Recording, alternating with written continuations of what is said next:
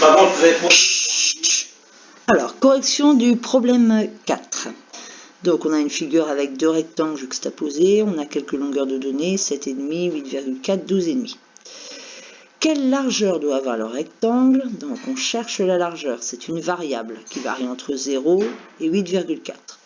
Quelle doit être cette largeur pour que les deux rectangles aient la même aire? Alors, premièrement, j'ai donné un nom à cette longueur, je l'ai appelée x. L'aire du premier rectangle, longueur fois largeur, x fois 12,5. 12,5x. L'autre rectangle, attention, combien mesure AB? Il mesure 8,4 moins x. On a donc 7,5 fois 8,4 moins x. On développe et on obtient 63 moins 7,5x.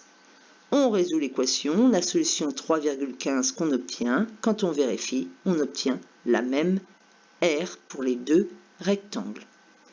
Pour le périmètre, c'est le même principe, sauf que cette fois-ci, on calcule le tour de la figure.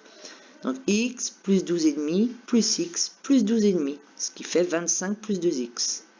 Et puis de l'autre côté, 7,5 plus 8,4 moins x plus 7,5, pardon, plus 8,4 moins x.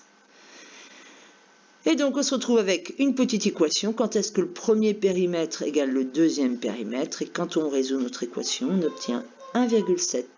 Quand on vérifie, les deux périmètres font bien 28,4 cm.